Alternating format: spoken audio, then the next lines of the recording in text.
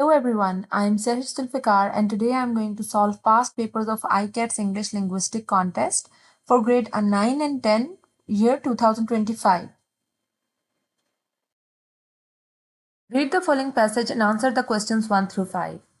In the early 20th century, the world experienced a major shift in the approach to scientific research, primarily due to the influence of physicist Marie Curie.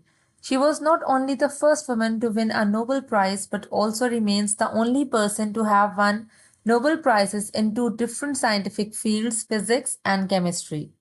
Curie's groundbreaking research on radioactivity, a term she herself coined, paved the way for significant advancements in both science and medicine. Her discovery of the radioactive elements polonium and radium expanded scientific understanding of atomic structure and earned her widespread recognition. However, Curie's work was not without its challenges. In a time when women were rarely accepted in the scientific community, she faced considerable prejudice and doubt. Nonetheless, she remained dedicated to her research even in the face of health risks that were not fully understood at the time. Prolonged exposure to radiation ultimately led to her declining health, but her contributions laid the foundation for treatments such as radiation therapy, used today to treat cancer. Curie's persistence, courage, and intellectual prowess changed the course of scientific history, inspiring generations of scientists to come. Question number 1. What does the passage mainly emphasize about Marie Curie's contribution to science? Option A. Her successful efforts to win two Nobel Prizes. Option B. Her courage in overcoming prejudice and health risk for the sake of scientific advancement. Option C. Her role in popularizing the concept of women in science. Option D. Her collaboration with other scientists in discovering radium and polonium. So the main emphasis is on her courage in overcoming prejudice and health risks for the sake of scientific advancement. So we'll choose option B here. Question number 2. Why is Marie Curie's achievement in winning Nobel Prizes in two different scientific fields considered significant? Option A. It highlighted her unique approach to research and encouraged further studies in diverse areas of science. Option B. It marked her as the only scientist of her time to collaborate internationally. Option C. It made her the wealthiest scientist of her time. Option D. It led directly to the discovery of several more radioactive elements. So Marie Curie's achievements in winning Nobel Prizes in two different scientific fields like physics and chemistry is considered significant because it demonstrated her groundbreaking contributions to multiple areas of science, and it inspired future generations of science to explore and innovate across different disciplines. So the correct option will be it highlighted her unique approach to research and encouraged further studies in diverse areas of science.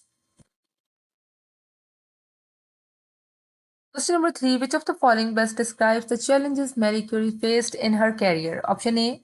Political issues and insufficient funding. Option B. Social prejudice, health risks, and skepticism from the scientific community. Skepticism means doubt or disbelief. Option C. Disinterest from the public and difficulty in collaborating with others. Option D. Lack of formal education and resources for her research. So Marie Curie faced significant challenges, including societal prejudice as a woman in science, health risks from her exposure to radiation, and initial skepticism from some of her peers in a scientific society.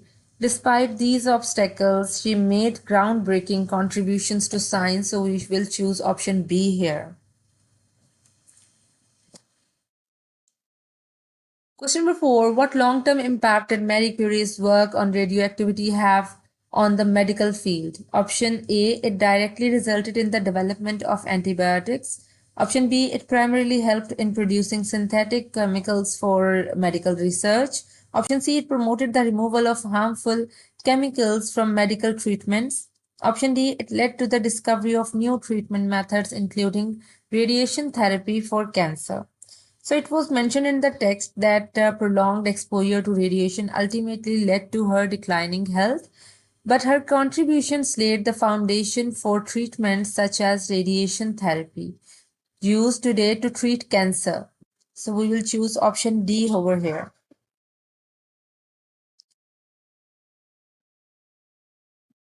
Question number 5. Based on the passage, which of the following statements is most accurate? Option A. Marie Curie's discoveries were recognized immediately without skepticism. Option B. Curie's personal health was unaffected by her prolonged exposure to radiation. Option C. Despite the health risks and social obstacles, Curie's dedication to science remained strong.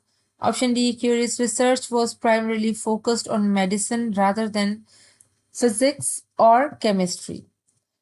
So, if we read the text thoroughly, we'll find that despite the health risks and social obstacles, Curie's dedication to science remains strong. So, we'll choose option C here. Read the following poem and answer the questions 6 through 10. The road not taken. Two roads diverged in a yellow wood, and sorry I could not travel both. And be one traveller long I stood, and looked down one as far as I could, to where it bent in the undergrowth, then took the other as just as fair, and having perhaps the better claim, because it was grassy and wanted wear. Though as for that, the passing there had warned them really about the same, and both that morning equally lay in leaves no step had trodden black. Oh, I kept the first for another day. Yet knowing how way leads on the way, I doubted if I should have ever come back. I shall be telling this with a sigh. Somewhere ages and ages hence, two roads diverged in a wood, and I took the one less travelled by, and that has made all the difference. So, in this poem, The Road Not Taken, the speaker comes across two paths in a forest and feels unsure about which one to choose. Both paths seem similar, but he decides to take the one that seems less traveled.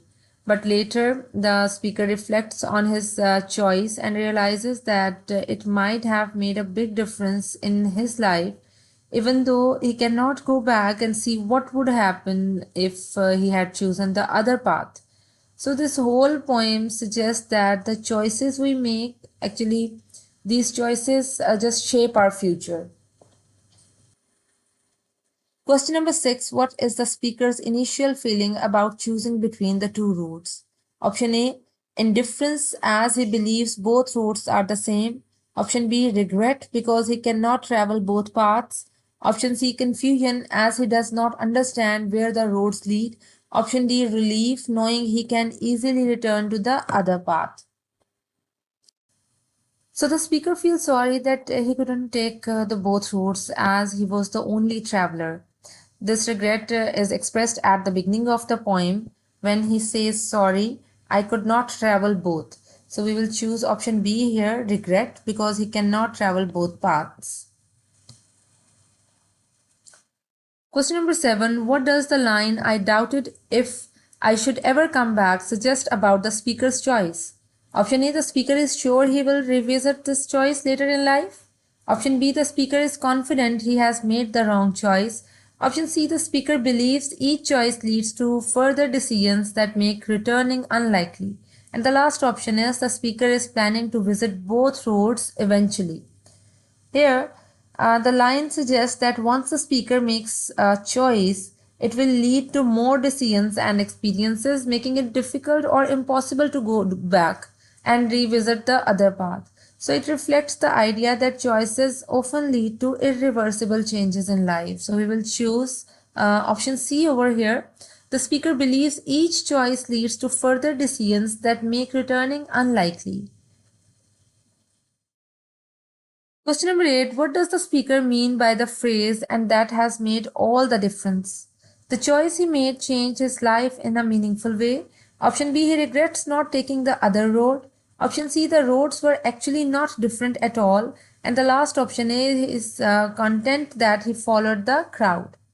So speaker talks about how choosing the less traveled road greatly affected his life and it made a great difference in his journey for a couple of seconds.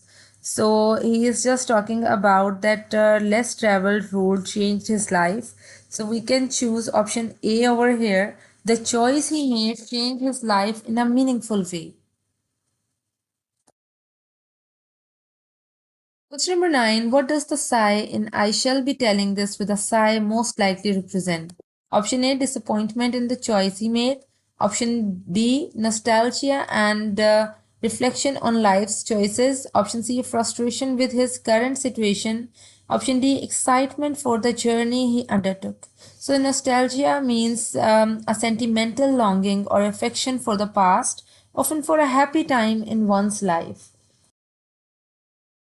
Sai probably shows the speaker is thinking about his past choices and how it impacted his life.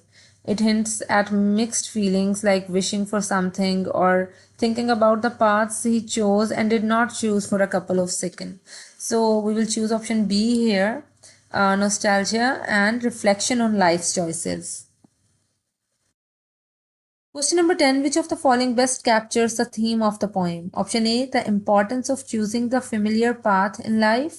Option B, regret over missed opportunities. So the last option is inevitability of failure when making choices. So here we can choose option C as a theme of the poem, that individuality and the impact of personal choices on life's directions. Question number 11. Which text best completes the following sentence? My grandparents claim that life is dash. Simpler now than it was when they were raising their children. Option B, simplest now than it was when they were raising their children. Option C, more simpler now than it was when they were raising their children. And the last option is simpler now than the past. So we will choose option A here because this sentence uses proper comparative structure. Simpler is the comparative form of simple, and then it was correctly compares the past and the present. So we will go for option A. My grandparents claim that life is simpler now than it was when they were raising their children. Question number 12. Read the below given passage and answer the following question. Bringing books to people. When Mary Lemons Titcomb became the first librarian of the Washington County Free Library in the US in 1901, she was determined to ensure convenient, widespread access to library materials. To this end, she established dozens of small branch libraries at churches, post offices, and shops. While the plan was successful, Titcomb felt that some residents of isolated rural areas still found it hard to justify a trip to one of those still distant locations, much less to the main library itself. Some people weren't even aware that the branches existed. Titcomb decided to address the situation by delivering books directly to people's homes. To achieve this goal, she designed the first horse drawn book wagon. The wagon, with space for a variety of books, made its first trip in 1904. The project was so successful that it inspired other librarians to start their own mobile library programs. What is the main or central idea of the passage? Option A, Mary Titcomb established a network of branch libraries to ensure access to library materials for people living in isolated areas. Option B, Mary Titcomb noticed that because of their isolation, people in rural areas had limited awareness of the library. Option C, in her quest to expand library access, Mary Titcomb designed the first mobile library. Option D, none of the above. The central idea of the passage focuses on how Mary Titcomb, in her effort to improve library access, and created the first horse-drawn book wagon to deliver books directly to the people's home, which was a key part of her innovative approach to reaching people in rural areas. So we will choose option C over here. The main or central idea of the passage is in her quest to expand library access, Mary Titcomb designed the first mobile library.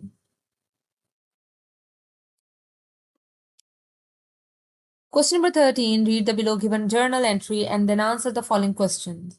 Monday, November 14, 1768. We arrived at Rio de Janeiro, Brazil. The weather was pleasant with moderate waves and low wind. At 5 in the evening, we anchored in 5 fathoms of water just above the Isle of Cobras.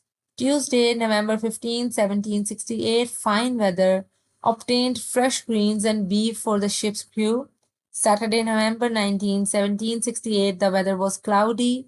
We were busy getting water and other necessities on board, as well as caulking and repairing the ship. I had to punish Seaman John Thurman for refusing to help the sailmaker repairs the ships. Who is the primary audience? Option A, authorities financing the expedition. Option B, meteorologists interested in South America. Option C, travelers who want to go to Brazil. Option D, descendants of John Thurman. So, given that the journal entry documents the events of voyage and includes details about supplies and personnel, the primary audience is likely the authorities who funded the expedition and wanted updates on the progress and conditions of the journey. So we'll choose option A here. The primary audience is authorities financing the expedition. Question number 14. Read the details given below. The Globe Theatre contained 3 levels of seating for those willing to pay extra to avoid standing. The Globe Theatre admitted anyone who was able to pay to see Shakespeare's plays performed, including poorer people who, for a mere penny, could stand in the pit in front of the stage. After 1599, most of Shakespeare's plays could be seen at the Globe, including Hamlet, Macbeth, and King Lear. Choose the best topic sentence to introduce a paragraph containing these details. Option A. William Shakespeare owes much of his success as a playwright to the Globe Theatre. Option B. Many of William Shakespeare's most famous plays debuted at the Globe Theatre during Elizabethan time. Option C. The Globe Theatre was instrumental in giving the public access to Shakespeare's greatest works. And option D is all of the above. So if we look at option C, the Globe Theatre was instrumental in giving the public access to Shakespeare's greatest works. This sentence actually captures the role of the Globe Theatre in making Shakespeare's works accessible to a wide audience as mentioned in the details. So we will choose option C here. 15 considers this claim a minimum wage increase would be good for the economy, which is the strongest evidence to support the claim. Option A. Many prominent political figures and cultural leaders have argued that maintaining a minimum wage that allows for basic economic survival is a sign of an ethical and compassionate society. Option B. A review of more than 60 studies found that a minimum wage increase does not cause people to lose their jobs. Option C. While higher paid employees usually put a significant portion of their wages towards savings, minimum wage workers are more likely to use their wages to purchase consumer goods, which directly benefits the economy. Option D is none of the above. So option C is the evidence which directly links the increase in minimum wage to an economic benefit, boosting consumer spending, which can have a positive impact on the economy as well. So we will go with option C here. Question number 16. Complete the following text with a transition that best connects the claim to the evidence that supports it. It's a common belief that skipping breakfast will make you overeat throughout the day, but recent research has revealed that this may not be the case. Dash 2014 studies found that whether participants ate breakfast or not had no impact on their weight. Option A, naturally. Option B, for example. Option C, nevertheless. And last option is any of these. So in the blank, we will choose option B here. For example, this helps to introduce the research that supports the claim about skipping breakfast. So that is the correct option here. Question number 17. Which rhetorical appeal is primarily used in this ad? Option A, ethos. Option B, logos. Option C, pathos. Option D is none of the above. So ethos appeals to the speaker's credibility and character to gain trust. Logos uses logical argument, facts, and evidence to persuade or convince. Pathos evokes emotions to influence the audience feelings and responses. So, if we look at the picture, this appeals to the emotions of the audience, like people are sitting together, enjoying the family time. So, it can influence audience feelings and responses. So, option C is the correct option. Question number 18. Read the below given text and answer the following question. Sophia loves reading books and decides to explore a new bookstore in her city. She notices the books are arranged in sections with labels like fiction, non fiction, and poetry. However, there is a strange section labeled Morphological Wonders. Curious, Sophia picks up a book that explains linguistics concepts. The book asks what is the process called when a new word is formed by combining two separate words, such as brunch from breakfast and lunch. Option A, clipping. Option B, blending. Option C, compounding. And option D is borrowing. So, clipping means shortening a longer word. For example, telephone becomes phone or refrigerator becomes fridge. Blending combines parts of two words to make a new word. For example, smoke comes from smoke and fog. And borrowing, taking words from other languages, using them in your own. For example, pizza comes from Italian and ballet comes from French. And compounding means putting two whole words together to make a new word. For example, sunflower is made of sun and flower. So if we look at the word brunch, it's an example of blending. Like we are combining parts of two words to make a new word. So option B is the correct option here. Question number 19. Read the following excerpt. It is adapted from a 1940 speech that French General Charles de Gaulle delivered via radio at the time Nazi invaders were preparing to occupy France. But has the last word been said? Must hope disappear? Is defeat final? No. Believe me, I who am speaking to you with full knowledge of the facts and who tell you that nothing is lost for France. The same means that overcame us can bring us victory one day. For France is not alone. She is not alone. She is not alone. She has a vast empire behind her. She can align with the British Empire that holds the sea and continues the fight. She can, like England, use without limit the immense industry of the United States. This war is not limited to the unfortunate territory of our country. This war is not over as a result of the Battle of France. This war is a worldwide war. All the mistakes, all the delays, all the sufferings do not alter the fact that there are in the world all the means necessary to crush our enemies one day. Vanquished today by mechanical force, in the future we will be able to overcome by a superior mechanical force. The fate of the world depends on it. Based on the excerpt, what is the purpose of Charles de Gaulle's speech? Option A, to persuade the British Empire to fight on France's side. Option B, to motivate other countries to join the war efforts. Option C, to lift the spirits of the French people. And option D is all of the above. Charles de Gaulle's speech boosts French morale by declaring that defeat is not final. He reassures them that France is not alone. Powerful allies like the British Empire and the United States stand ready to help.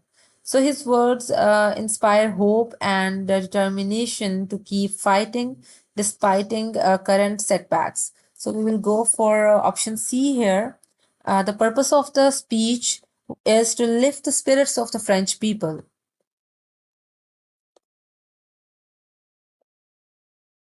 Question number 20. Compare the student's text with the source. An internet meme is a concept or idea that spreads virally from one person to another via the internet. An internet meme could be anything from an image to an email or video file. So the student text is a meme can be defined as any concept or idea that spreads virally from one person to another via the internet. Bill. Is the student text plagiarized? Option A, no, it is not plagiarized. Option B, yes, because it fails to use quotation marks. Option C, yes, because it fails to cite the resource. Option D, yes, because it fails to use quotation marks and fails to cite the source. The student text closely matches the original source wording but does not use quotation marks to indicate that it's direct quote. Although the student includes a citation bill, but quotation marks are still required when the wording is copied exactly from the source. So, without both quotation marks and proper citation, this is considered plagiarism. So, we will go with option B. Yes, because it fails to use quotation marks. Question number 21. Complete the following analogy. Embarrassment is to humiliated as angry is to contrite, annoyed, enraged. Option D, happy. The relationship between embarrassed and humiliated shows a progression in intensity. Humiliated is a stronger, more intense form of embarrassed. Similarly, enraged is a stronger, more intense form of angry. So that's why option C is the best option. Question number 22. Read the below given passage and then answer the following question. Mahatma Gandhi is one of the best known practitioners of civil disobedience. Born Mohandas Gandhi in India in 1869. He was educated in London and spent 20 years working for social justice in South Africa. Eventually, Gandhi returned to India and inspired a national movement against British hegemony. Ultimately, he led millions in acts of civil disobedience, including boycotts and symbolic marches. These actions helped India reach independence from British rule in 1947. Gandhi may be best remembered for his hunger strikes, which have come to epitomize his brand of peaceful protest. Gandhi participated in many of these strikes, most famously to protest British support for a new Indian constitution.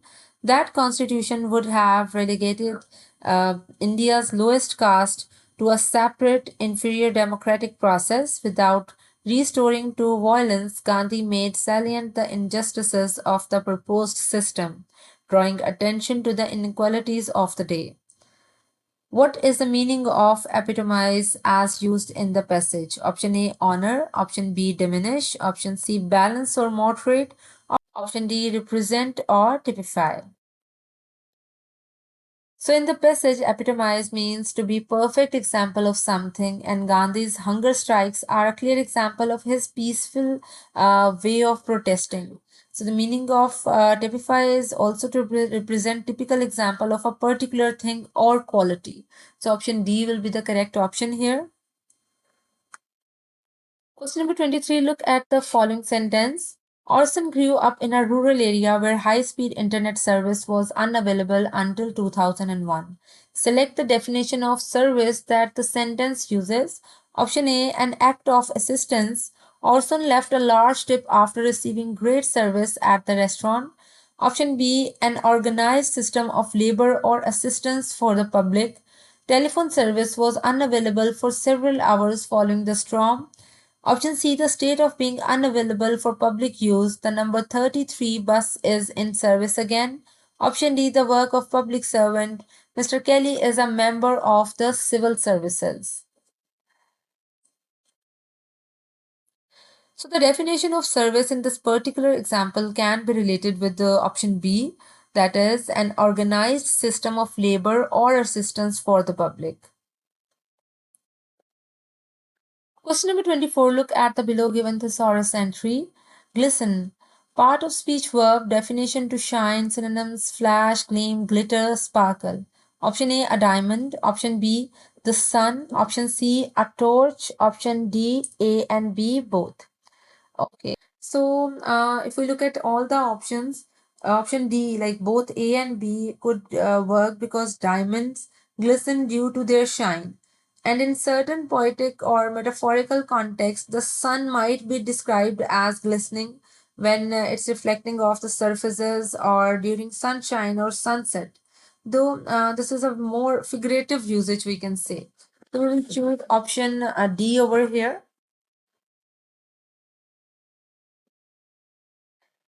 Question number 25. Complete the below given sentence with the best relative pronoun. Professional wrestler Andre the Giant suffered from acromegaly or gigantism causes the body to produce usually high amounts of growth hormones. Option A, who? option B whom, option C which, and option D whose. Option C will be the best relative pronoun, like it will be which causes the body to produce unusually high amounts of growth hormones. Question number 26. Which is the best way to complete the following text? People who are lactose intolerant can obtain calcium from the following non-dairy dash, salmon, baked beans, and almonds. So four options are given to us. So the best way to complete the sentence is option A. Like a colon is used to introduce a list of explanations. And in this case, spring beans, salmon, baked beans, and almonds is a list of non-dairy sources of calcium.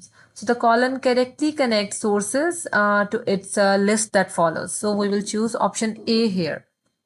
Question number 27. What kind of sentences is the following? I asked my brother if he would be willing to distribute flyers for my new landscaping business. Option A, imperative. Option B, declarative. Option C, interrogative. And option D, exclamatory. So in imperative sentences, we give a command or make requests like please close the door. Declarative sentences make a statement or provide information like sky is blue. Interrogative asks a question, for example, what time is it? And exclamatory sentences, we show strong feelings or emotions, for example, wow, that's amazing. So here, the given sentence states an action, like I asked my brother if he would be willing to distribute flyers for my new landscaping business. So it is declarative. Question number 28. Read the following excerpt from a student essay. How can the writer best improve his word choice? My favorite shows are shows about science. A good science show should demonstrate how to do experiments.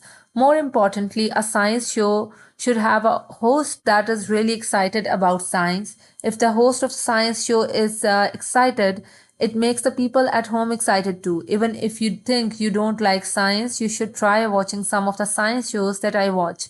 You will get to learn more about science and how it's done. Option A, by including more figurative language. Option B, by using more technical terms. Option C, by reducing repetitive language. And option D is none of these. So the writer can best improve his word choice by reducing the repetitive language. So it will improve the quality of the text. Question number 29. Complete the below given student text with the source. Cage enthusiastically embraced the use of percussions instruments as the way of expanding the realm of music to include sounds that more accurately reflected the nature of the industrial culture he observed around him. Now, the student text is according to Pritchett, composer John Cage thought of percussion as a way to introduce sounds that more accurately reflected the nature of the industrial culture he witnessed around him. Is the student text plagiarized? Option A, no, it is not plagiarized. Option B, yes, because it fails to use quotation marks. Option C, yes, because it fails to cite the source. Option D, yes, because it fails to use quotation marks and fails to cite the source. So here we will choose option A. No, it is not plagiarized because student has mentioned the name of the author and the name of the book as well. It means he is acknowledging the source. So that's why we will choose this option. Question number 30. Complete the following text with the best conjunctive adverb. Zoologist Dan Fossey was an expert on mountain gorillas. He established a research center in Africa, campaigned against poaching, and wrote a book, Gorillas in the Mist, detailing the story of her work. The 1988 film based on the book was nominated for several distinguished awards. Option A, incidentally. Option B, on the other hand. Option C, moreover. And option D is none of these. So, moreover is used to add information that further supports or expands on the previous idea. In this case, the information about the film being nominated for awards adds to the achievements of Dian Fossey. So, we will choose option C here, moreover. Thank you so much for watching the video. Don't forget to like the video and subscribe my channel.